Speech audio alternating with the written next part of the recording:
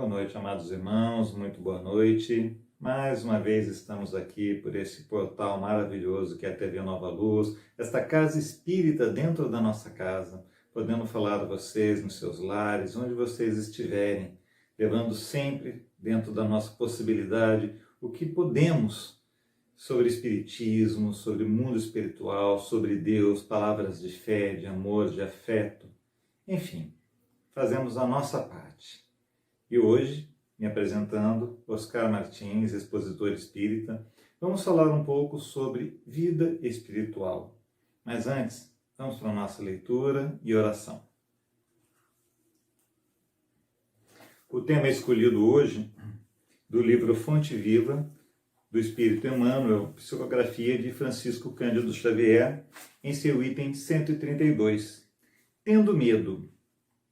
E, tendo medo, escondi na terra o teu talento. Mateus, capítulo 5, versículo 25.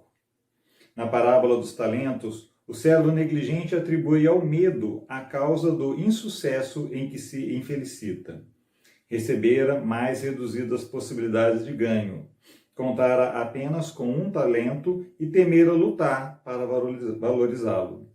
Quanto aconteceu ao servidor invigilante da narrativa evangélica, há muitas pessoas que se acusam pobres de recursos para transitar no mundo como desejariam e recolhem-se à ociosidade, alegando medo da ação. Medo de trabalhar, medo de servir, medo de fazer amigos, medo de desapontar, medo de sofrer, medo da incompreensão, medo da alegria, medo da dor. E alcançam o fim do corpo como sensitivas humanas, sem o mínimo esforço para enriquecer a existência.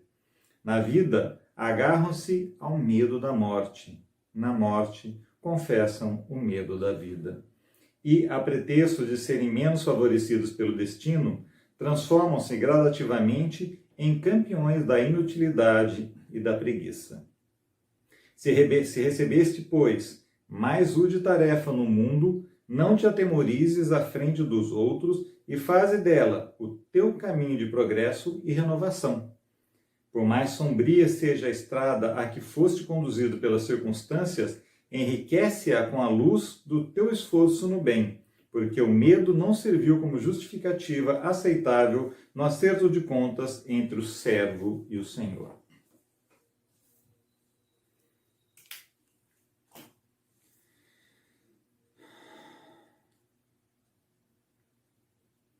Pai de amor, Pai de bondade, Pai de tantas boas condições que não temos condições de nominar, por não conhecermos, por não termos no nosso vocabulário, nem nas nossas ideias, nem nos nossos mais profundos pensamentos, sequer um vislumbre do que é o seu amor, do que é a sua bondade.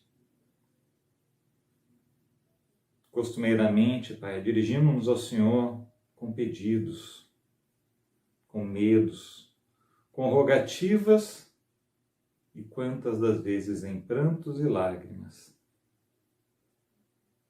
Mas bem sabemos, Pai, que em nenhum momento, por mais doloroso que nos fosse, estávamos sem a sua presença, sem o seu amor mais profundo, mais sentido, em momento algum de nossas vidas, por pior que seja a nossa condição, não estamos abandonados, Pai. Temos uma dificuldade muito grande de compreender isso.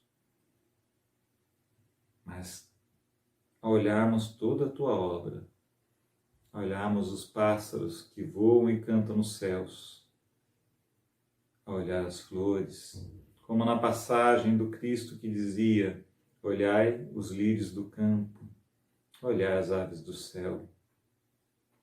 O Senhor não os abandona. O Senhor os enriquece de beleza. Se são eles tão bem tratados, tão bem cuidados pela sua bondade, Pai, que dirá a nós? Que dirá a nós a sua obra mais perfeita? neste planeta. Obrigado, Pai. Obrigado por tua bondade, obrigado por teu amor, obrigado por tudo.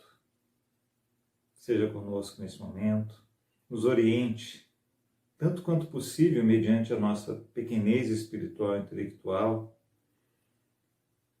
mas, por acréscimo da tua bondade, Pai, entra em cada lar, em cada local que nos recebe neste momento. Se ilumine, se desfaçam os miasmas, as formas de pensamento, se instale luz e que a sua bondade se faça sensitiva, sensível, que possa ser sentida no coração de cada um dos ocupantes, daqueles que nos acolhem neste momento e daqueles que são amados por aqueles que nos acolhem. Protege-nos, ampara-nos, orienta-nos, Pai. Muito obrigado, que assim seja. A escolha do texto de hoje não foi casual. Tendes medo. Hoje vivemos um período muito triste, um período muito conturbado em termos de humanidade. Um período em que o medo da morte, o medo de adoecer, o medo das condições financeiras, o medo do futuro, tomam conta de tantos corações, de tantos nós. Mas eu entendo que o mais grave de todos os medos, o mais pesado de todos os medos, seja o da morte. Porque, afinal de contas, tão poucas pessoas compreendem o que vem depois.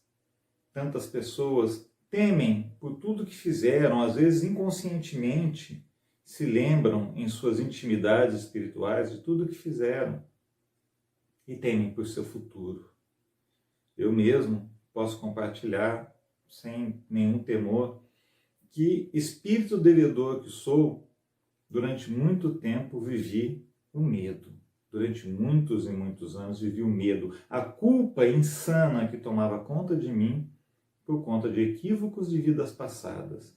E desde criança me acompanhava essa sensação indescritível, muito ruim, que é a culpa. É o medo. Enfim. Mas do que temos medo? Afinal de contas, por que temer justamente a morte?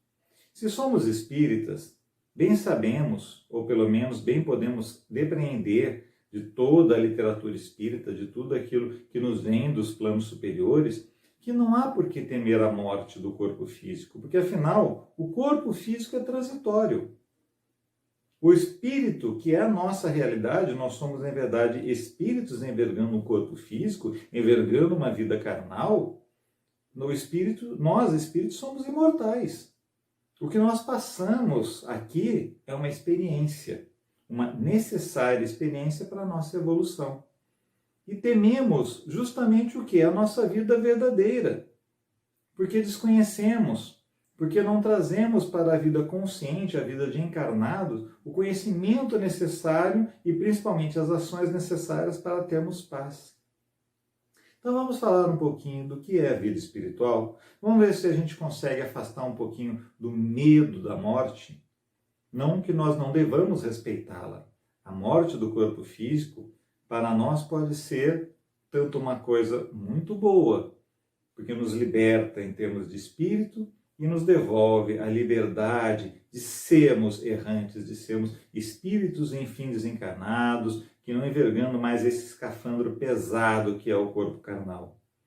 Mas também pode ser muito doloroso quando, por diversos motivos, consciente ou inconscientemente, tiramos a nossa própria vida antecipadamente. E aí é um custo muito alto, é um estado de dor muito grande que nos acompanha. Mas falaremos calmamente sobre isso adiante, tá bom? Então, ficamos com aquela seguinte questão. Depois que nós desencarnamos, afinal, para onde vamos? Para o plano espiritual, óbvio. Mas na casa de meu pai há muitas moradas. Então, se nós pensarmos há muitas moradas na casa de meu pai, que moradas são essas? É a morada que eu fiz por merecer. É aquela por onde eu trilhei meus caminhos que me conduziram para aquela morada específica. Então, para a gente não ficar pegando pergunta por pergunta, né, que o nosso tema hoje vai das questões 223 a 256 do capítulo 6º do Livro dos Espíritos, né, que é justamente vida espírita. Então, para a gente não ficar pegando pergunta por pergunta, vamos falar a respeito, né, fazer um apanhado geral, e eu peço a todos os irmãos que vão lá, que pesquisem, que estudem. O verdadeiro espírita, ele necessita do estudo, ele precisa conhecer profundamente, porque a nossa fé é raciocinada. Nós temos que ter consciência das realidades para que possamos desenvolver nossa fé, compreender o mundo em sua realidade, o mundo físico e o mundo espiritual, para que possamos justamente galgar uma fé raciocinada, uma fé consciente, um amor consciente, uma caridade consciente. Então, vamos aos estudos? Mas, por enquanto, vamos fazer a nossa pincelada geral para todo mundo ter uma ideia do que é o plano espiritual. Então, para onde vamos? Como eu falei, depende muito. A vida espiritual, o nosso contexto pós-morte do corpo, é muito dependente do que seja a nossa vida encarnados. Uma vida de erros, de equívocos, de maldades, nos encaminha por atração, porque é o que merecemos, para mundos inferiores, onde há muito sofrimento, onde há muita dor. Por outro lado, uma vida mais desprendida, uma vida bem vivida, quando nós aproveitamos os talentos de Deus para nos desenvolvermos, para evoluirmos espiritualmente, então somos atraídos também por condições melhores. Se nós formos usar algumas referências, podemos falar, por exemplo, de André Luiz. Quando ele desencarnou, passou um bom tempo no umbral e era taxado, chamado de suicida, né, de assassino de si mesmo. Mas ele não compreendia, porque ele lutou pela vida, né, numa mesa de hospital. Mas, mais tarde, já socorrido no Nosso Lar, né, na instituição Nosso Lar, ele, na cidade Nosso Lar, ele fica sabendo que tudo que ele fez, todos os excessos, né, de alimentação, bebida, o desregramento sexual, tudo isso o levou, o conduziu a uma condição de ter a morte antecipada por desgaste do fluido vital, que era portador. Tá? Fluido vital é um outro assunto que a gente trata numa outra palestra, mas é aquela energia, vamos dizer assim, de um modo brincando, é o combustível que nos é depositado para que tenhamos uma vida carnal no devido tempo que nos é necessário. Se nós desgastamos, se nós gastamos demais o combustível, fazendo passeios que não devemos ou forçando demais o nosso motor, né, por assim dizer, fazendo uma comparação, uma analogia, um automóvel, então nós vamos ter combustível de menos para chegar ao nosso objetivo real, tá certo? Por outro lado, em muitas ocasiões, teremos a oportunidade de ter postos de combustível se for visto que nossa progressão é boa, é saudável e que podemos fazer muito ainda. Então, nos é dado um acréscimo de fluido vital. Mas, como eu falei, isso é um outro assunto. Então, voltando a falar de plano espiritual. Nós temos, então, esses diversos mundos, essas diversas faixas vibratórias, muitas delas compreendidas no umbral inferior, como é o caso, por exemplo, do Vale dos Suicidas, o Vale Tenebroso, né, que é citado no livro Memórias de um Suicida, por Camilo Cândido Botelho. Então, outros que já têm uma vida plena, uma vida mais saudável, vamos dizer assim, a nível espiritual, já acessam diretamente até páramos superiores. Mas nós vamos contar alguns casos mais adiante. Então, o que nós já sabemos por enquanto é que o plano espiritual para o qual nos dirigimos, para o qual somos atraídos, é muito dependente daquilo que fizemos nesta encarnação e, obviamente, do que fizemos já nas encarnações anteriores. E também o que vivemos no plano como encarnados, os talentos que recebemos, né, e as missões que recebemos são, obviamente, também consequência do nosso livre-arbítrio, daquilo que fizemos em vidas passadas e precisamos resgatar, consertar, aprender nesta vida. Este é o verdadeiro fundamento de estarmos encarnados. Aprendermos, evoluirmos, corrigirmos, nos adiantarmos, para que um dia não precisemos mais envergar uma existência como encarnados, que é um peso para o espírito. tá? Mas é de extrema necessidade. É talvez a mais valiosa de todas as bênçãos de Deus. Aliás, com certeza, é a mais valiosa de todas as bênçãos de Deus para o nosso estágio evolutivo. Tá bom, gente? Então, o que fazem os espíritos libertos do plano carnal, do corpo carnal? Depende também, né? Depende também. Tem espíritos que vão para regiões que acabam por expiar, né? Por terminar o resto de vida que lhes faltava. Os desencarnados por suicídio consciente, muitas vezes estão destinados a serem atraídos justamente para o Vale Tenebroso, que é o Vale dos Suicidas. E via de regra, é uma coisa que está citada no livro da Memórias de um Suicida, né, neste livro que nós já citamos, ele diz que, via de regra, a pessoa fica, o espírito fica ali tempo suficiente para desgastar todo o fluido vital que ainda lhe restava para terminar a vida como encarnado, né? E é um plano muito doloroso. Vamos imaginar que a cena do nosso suicídio fica se repetindo continuamente, o tempo todo. Então, o Camilo Cândido Botelho, ele desencarnou por um golpe violento, ele desferiu um tiro de arma de fogo em si mesmo. Então, aquela cena ficava continuamente repetindo na cabeça dele, ele vendo aquilo, e ele tinha a sensação da dor, tinha a sensação do sangue, enfim, era uma coisa muito triste, foi uma coisa muito triste, e que, infelizmente, tantas pessoas hoje em dia, pelo desconhecimento da vida espiritual, estão se arremessando nesse precipício doloroso que é o suicídio. E muitos penetram esse mundo pelo suicídio através da morte antecipada inconscientemente. Aqueles que, fazendo racha, né, procurando emoções fortes, acabam por sofrer acidentes, são suicidas. Aqueles que consomem bebida alcoólica em excesso, ou que até consomem bebida alcoólica, mesmo que em pequenas quantidades, dependendo do padrão espiritual, aqueles que consomem drogas, aqueles que gastam seu tempo com ódios, com medos, que se desgastam emocionalmente, acabam por alterar o perispírito, e o perispírito por si cria as doenças físicas, cria entre aspas, né, porque a doença física é uma consequência da doença espiritual, e tudo isso antecipa o fim da vida como encarnado, e a gente entra no quadro de suicidas inconscientes. Então, o que fazem os espíritos libertos? Depende muito. Aqueles que têm plenas condições saem do corpo muitas vezes e diretamente podem ir para centros de estudo, podem iniciar trabalhos em outros locais. Tá? Nós vamos comentar histórias que nós temos, né, fatos que nós temos, relatos que nós temos do plano espiritual através da literatura espírita, e isso deve ilustrar bem o que nós queremos dizer. E qual é o tempo de reencarnação? Também é uma pergunta muito comum que o pessoal nos faz, né? Quando descobrem que a gente é espírita, ficam fazendo às vezes muitas perguntas interessantes, né, a respeito. E quanto tempo demora para reencarnar?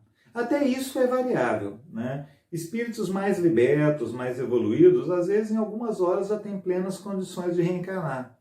Mas temos casos de espíritos que ficam milhares de séculos para ter a oportunidade de uma nova reencarnação.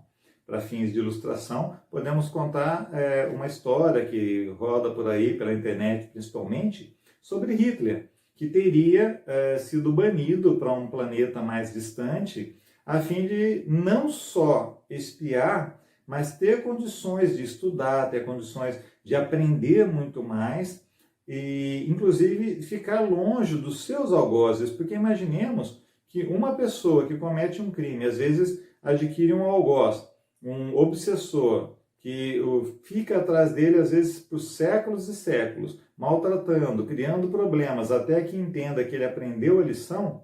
Imaginemos um espírito como Hitler, que carrega incontáveis milhões de mortes, incontáveis milhões de danos físicos a tantas pessoas no decorrer da sua existência, de uma única existência no plano carnal.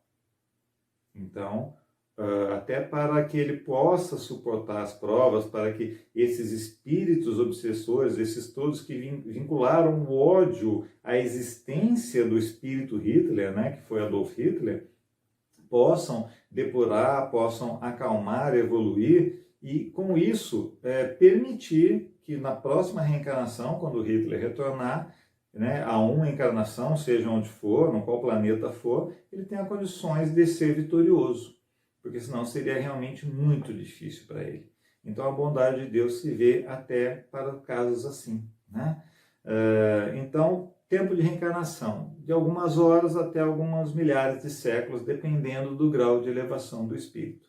Mais um motivo para a gente ter uma vida saudável, uma vida plena, uma vida de amor. Vamos aprendendo, gente, vamos encaminhando para isso, porque a caridade também é consciente. Caridade é mais hábito hoje em dia do que bondade.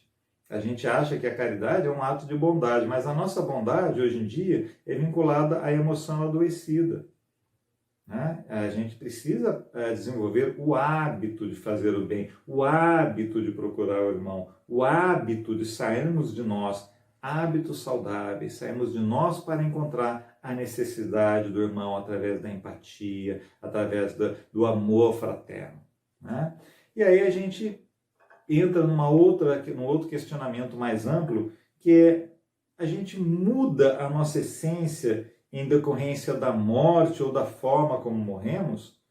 Via de regra, não. Continuamos igual, né? Teoricamente, a maior parte de nós desencarna e continua exatamente como era quando encarnado, só que perdeu o corpo físico. Como nós somos espíritos ainda pouco evoluídos, ainda saídos do estado primitivos, né? E ainda muito atados ao plano material, ao plano animal, né?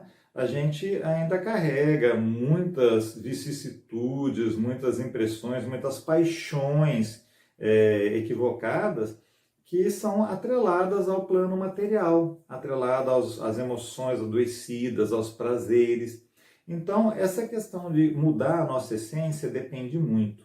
Mas, por exemplo, podemos considerar nesse período de pandemia pessoas que desrespeitaram as normas, as regras e cometeram abusos por desrespeito, por qualquer situação que seja, e acabaram se expondo desnecessariamente, né, a um contágio e vieram a desencarnar por conta disso. Terão, muito provavelmente, o seu próprio sofrimento. Porque como talvez não estivesse previsto esse tipo de situação e houve uma exposição voluntária, um livre-arbítrio do espírito, né, nesse sentido, ele pode ter um arrependimento profundo que vai sim alterar o seu estado de consciência, o seu nível de pensamento, as suas ideias, os seus planos futuros, né? Dá um salto evolutivo, infelizmente, por uma dor extrema do desperdício de uma parte da vida que ainda teria para usufruir. Este é um caso, por exemplo. Então, temos um caso também, que é bem conhecido no meio espírita, em que um irmão cometeu suicídio e a família, que era espírita, né, ficou desesperada, porque sabiam do que poderia aguardá-lo de sofrimento do outro lado. E a espiritualidade superior, depois de algum tempo, né, mandou uma mensagem: olha, vocês não fiquem tão preocupados, porque no momento derradeiro, que ele parece que se atirou de uma altura muito grande, então no momento derradeiro, ele teve um arrependimento profundo e verdadeiro. Isso alterou muita coisa no destino dele. Lembremos-nos no caso de Dimas, né, São Dimas, como é conhecido pela Igreja Católica, né, que nos instantes, na cruz, pediu: Cristo, quando estiver no seu reino, lembra-te de mim. Né, um arrependimento nos últimos instantes. E Cristo fala: até hoje estarás comigo no paraíso. Uma historinha para uma outra data também. Então, quando nós temos essa questão de o que os espíritos fazem, para onde nós vamos, tem todas essas considerações que a gente tem que fazer. Para onde vamos? Depende. O que vamos fazer? Depende. Tá? Quanto tempo vamos ficar lá? Depende. Depende da gente mesmo. Única e exclusivamente da gente mesmo.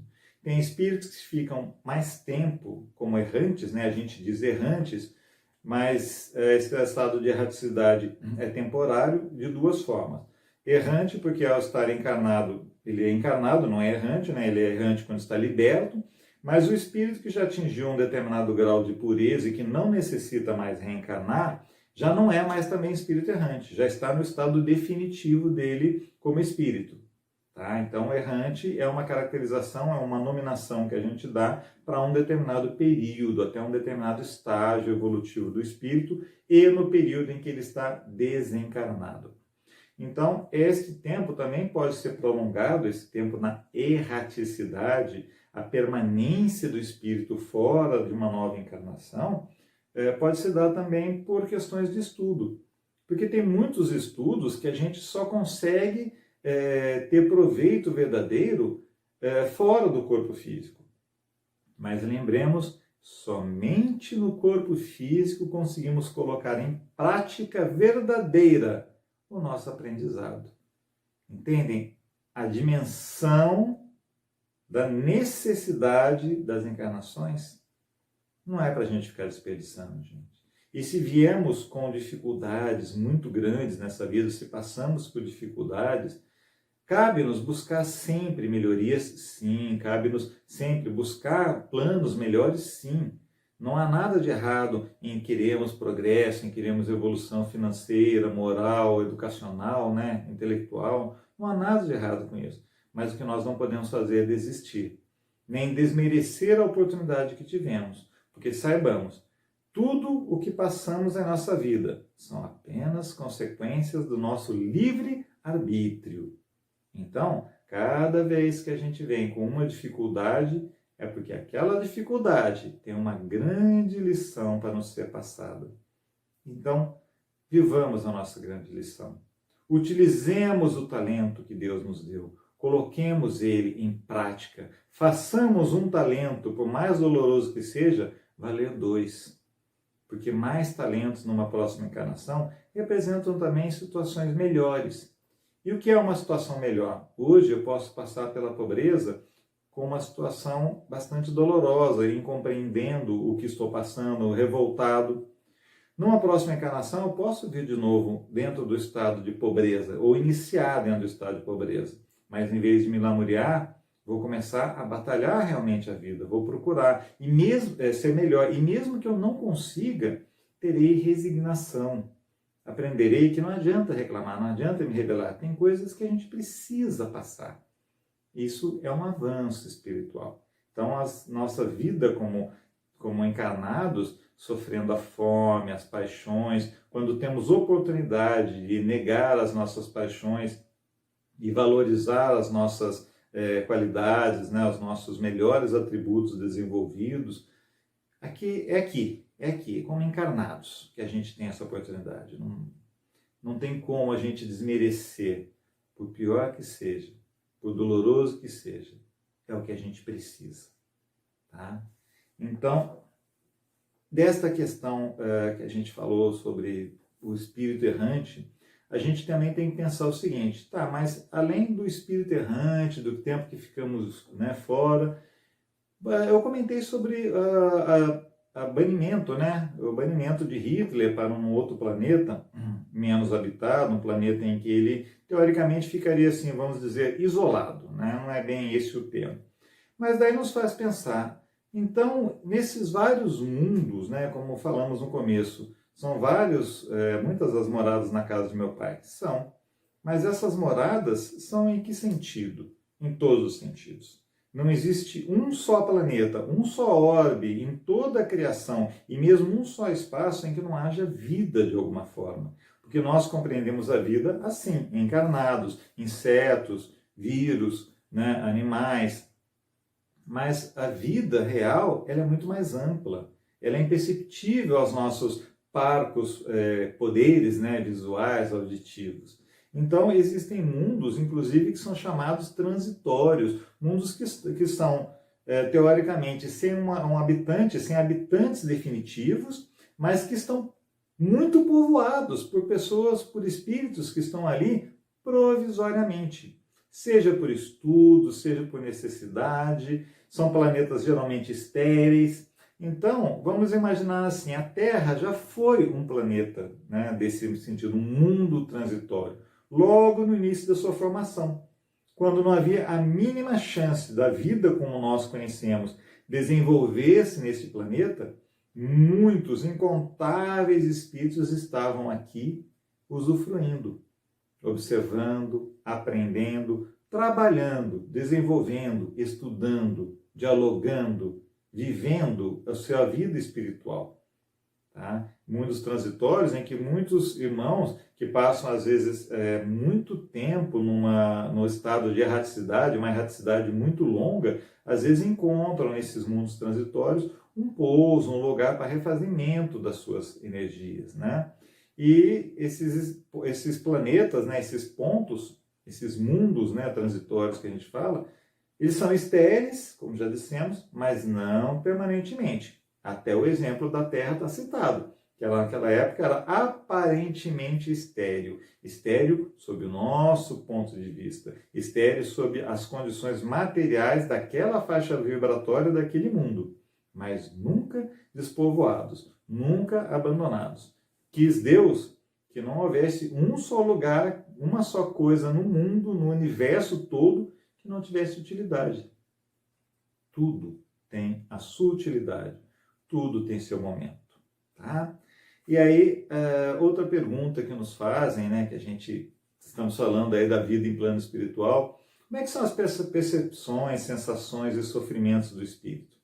Depende do espírito, né? Os espíritos menos evoluídos, muito atrelados à carne, eles continuam tendo as impressões de quando encarnados: frio, fome, sede, dor, casos terríveis que nós temos acompanhado de irmãos que foram encontrados nas catacumbas, nas tumbas, né, nos jazigos, sofrendo profundamente porque eram tão apegados ao corpo, ao material, que não conseguiram se desvencilhar mesmo após a morte. E tinham todas as sensações dos vermes consumindo suas carnes, sabe? Sentiam toda a podridão, todo o fedor. Imaginem que sensação horrorosa que é essa. Muita gente tem hoje em dia claustrofobia por terem vivido situações assim. O apego à matéria, né? Agora, de forma geral, os espíritos, quando um pouco mais evoluídos, eles têm uma sensação melhor, eles se sentem libertos, eles conseguem perceber que não precisam envergar esse pesado fardo que é o corpo físico, né? E mais do que isso, até a percepção do espírito, já mais evoluído no plano espiritual, é diferente a percepção de visão, porque a nossa visão só existe por ocasião da luz, a luz que nos ilumina. As cores só existem por causa da luz. Os espíritos evoluídos não precisam de luz para enxergar. E eles não enxergam, aí que vem o fato mais interessante, né, que vale como curiosidade. Eles não enxergam apenas a luz. Eles enxergam, não enxergam apenas um foco, enxergam o total, porque a visão faz parte do espírito como um todo, assim como a audição e tudo mais. Então, ele enxerga em 360 graus, em todas as direções, vamos dizer assim, né? São coisas que a gente vai aprendendo, que a gente vai estudando e nos dá realmente assim um pensamento, poxa, como é isso? É difícil até de imaginar, mas é a realidade. Nós vemos hoje focado apenas porque temos o corpo físico e dependemos de órgãos para desenvolver a nossa visão, para podermos ter acesso à visão, à audição e a outras coisas, né? É a nossa forma de comunicação com o plano material. A sabedoria do espírito também é muito variável, né, conforme a sua... Não é porque ele desencarnou que ele se torna sábio, tá, gente? Não existe isso. A sabedoria dele geralmente mantém um padrão semelhante ao que ele tinha quando encarnado. Alguns espíritos, quando a gente fala em sabedoria, temos que tomar cuidado, porque muitos irmãos que nos parecem assim, leigos, que são iletrados, por vezes carregam uma cultura gigantesca, imensa, né?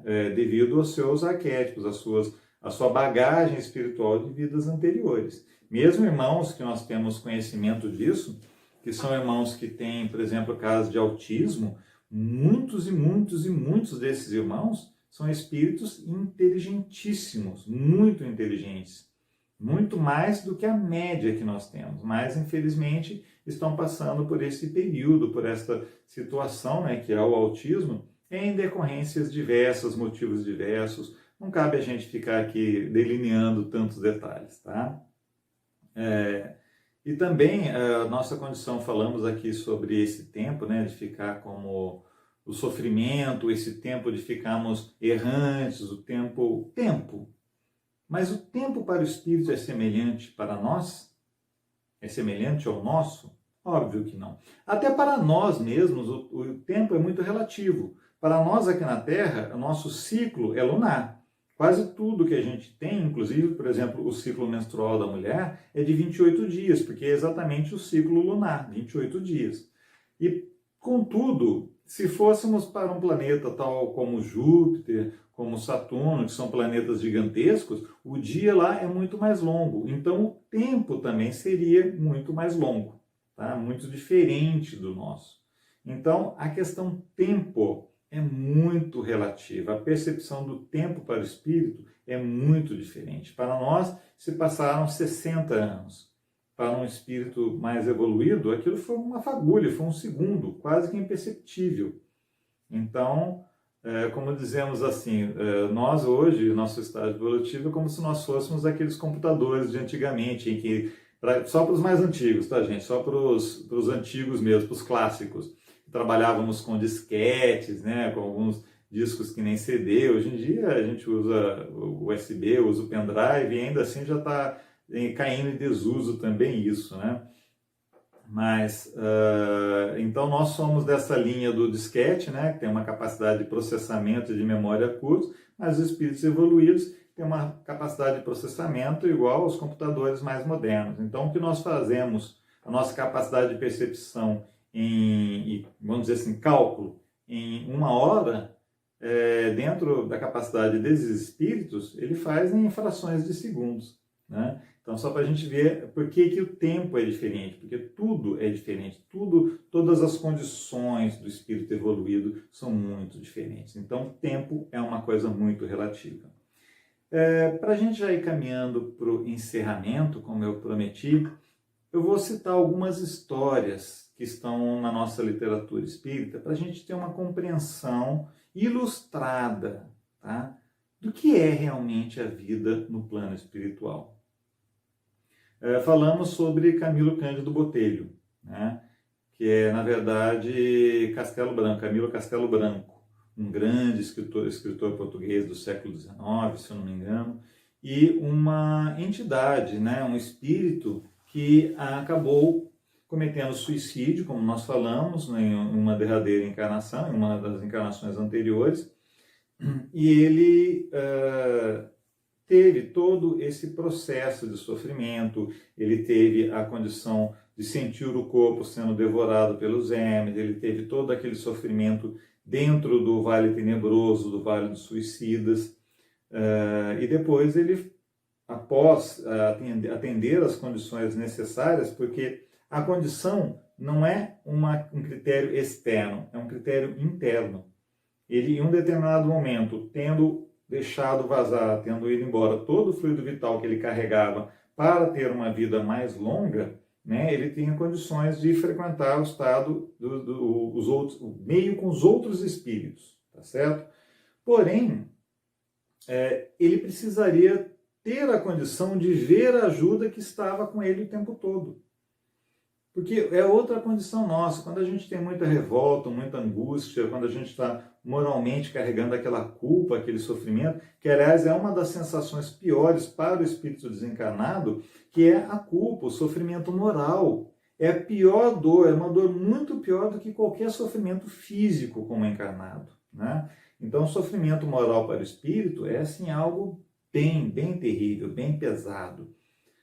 Então ele vivenciou tudo isso. Em um determinado momento, ele teve condições de ser socorrido, quando ele vibratoriamente pôde perceber, né, a aproximação, viu os irmãos chegando, em outra ocasião os irmãos voltaram, e aí, finalmente ele pôde ser socorrido porque atingiu um estágio suficiente para ser levado e conviver entre outros espíritos no mesmo grau vibratório que ele, né? Então ele realmente teve algumas condições dolorosas por viver. Se a gente for pegar pelo outro lado, pelo outro extremo, vamos falar de Jorge, o Jorge do Chico Xavier. Era um rapaz, um senhor de pele negra, né? Mas que tinha um coração muito grande, ele era muito limitado intelectualmente, ele tinha realmente muitas limitações cognitivas e sempre sem agasalho, sempre mal cheiroso, ele sempre tinha uma ferida na boca que algumas pessoas achavam que era em decorrência de violência que ele sofria. Então todo mundo que ele beijava deixava aquela marca de sangue, né, na pessoa, e ele tinha um mau hálito muito grande. Mas talvez o único amigo dele fosse Chico Xavier. Que ele chegava, abraçava, falava de perto, e Chico nunca virou o rosto, nunca fez um sinal de nada de que desagradasse do odor, né, que tantas pessoas repudiavam naquele momento. E um espírito que viveu, né, aquela condição triste, aquela condição de extrema pobreza, né?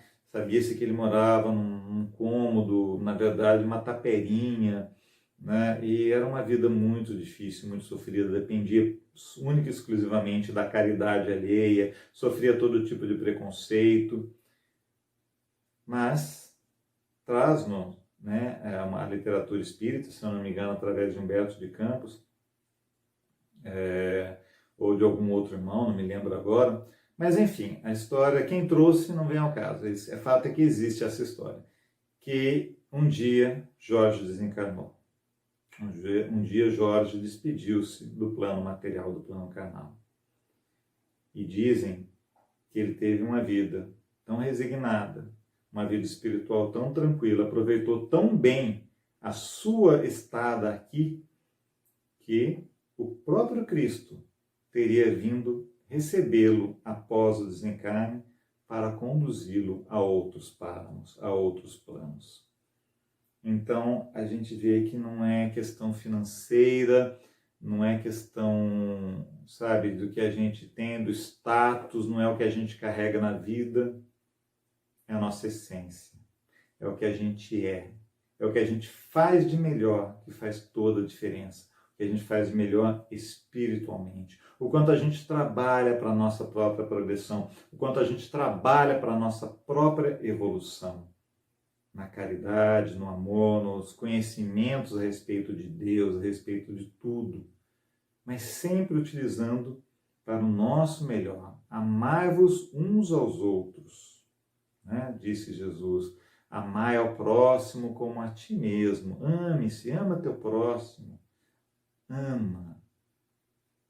E o amor, que nós ainda não temos condições de conhecer, é o que nos dá base para evoluir, base para crescer. É esse desejo, essa chama ardente que nos alimenta, todo desejo de melhoria. Mas temos livre arbítrio. Então o amor mal direcionado vira emoção adoecida. Direcionemos conscientemente o nosso amor. Como eu disse antes, criemos o hábito da caridade, porque isso hoje em dia é uma necessidade. Não falamos mais de uma necessidade para a humanidade, de mim para com o outro.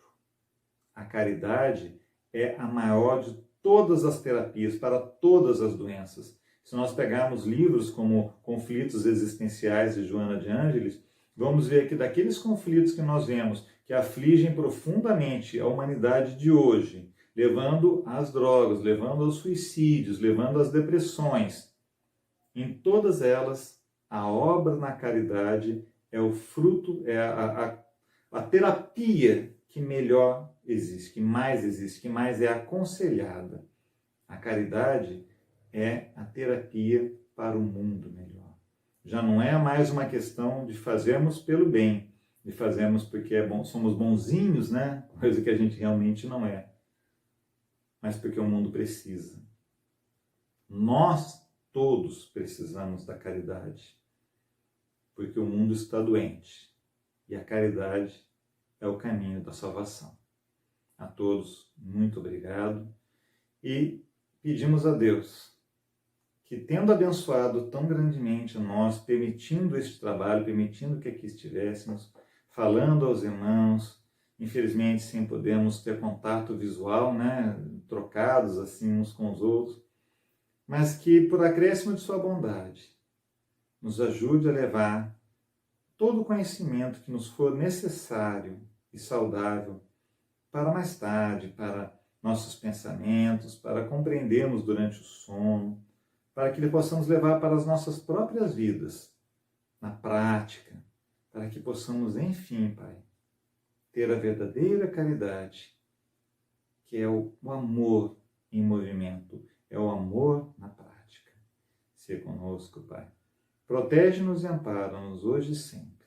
E mais uma vez, gratidão imensa por todos esses momentos que vivenciamos juntos. Obrigado, Pai, e a vocês, irmãos e irmãs, a nossa imensa gratidão. Paz de Deus.